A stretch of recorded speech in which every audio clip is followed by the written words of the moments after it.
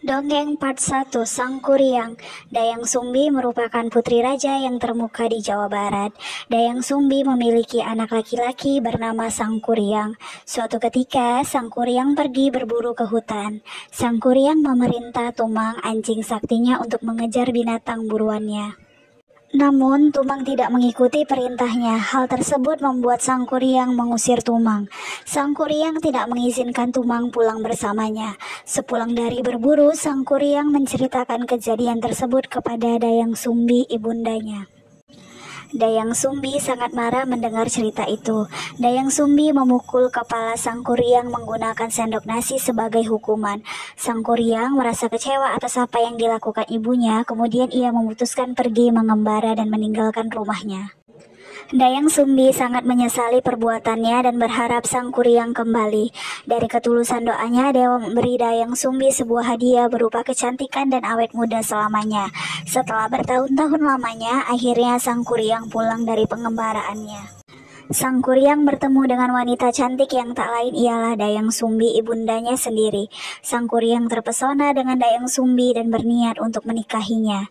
Dayang Sumbi tahu kalau Sang Kuryang adalah anaknya. Ia memberikan 2 syarat kepada Sang Kuryang yang harus diselesaikan sebelum fajar menyingsing. Sang Kuryang pun menyanggupinya. Dayang Sumbi membuat seolah-olah hari itu sudah menjelang pagi.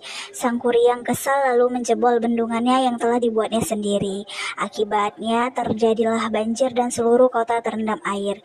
Ia juga menendang sampan besar yang telah dibuatnya. Sampan itu jatuh telungkup lalu menjadi sebuah gunung bernama Tangkupan Perahu. Dongeng Part 2 Ande-Ande Lumut. Pada suatu hari tinggallah seorang wanita cantik bernama Dewi Chandra Kirana dan suaminya Raden Putra.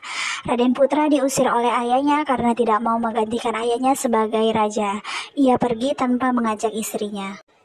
Dewi Chandra Kirana mencari keberadaan Raden Putra. Ia menyamar menjadi perempuan desa biasa. Dalam perjalanannya, Dewi Chandra Kirana bertemu seorang janda kaya bernama Mbok Randa Karangwulusun. Kemudian mengangkat Dewi menjadi anak dan mengganti nama Dewi menjadi Klenting Kuning. Mbok Randa sudah memiliki 3 anak perempuan, Klenting Abang, Klenting Wungu, dan Klenting Biru. Dewi Chandra Kirana atau Klenting Kuning dianggap anak bungsu. Ketiga, anak Mbok Randa tidak menyukai Klenting Kuning sehingga mereka selalu berperilaku jahat terhadapnya. Mereka bahkan memaksa Klenting Kuning untuk selalu mengenakan pakaian jelek agar terlihat seperti pembantu. Suatu hari ada kabar dari desa Dadapan bahwa ada seorang pria tampan yang sedang mencari istri. Mbok Randa memerintahkan ketiga anaknya untuk pergi menemui pria itu, sedangkan Klenting Kuning diminta untuk tetap tinggal di rumah.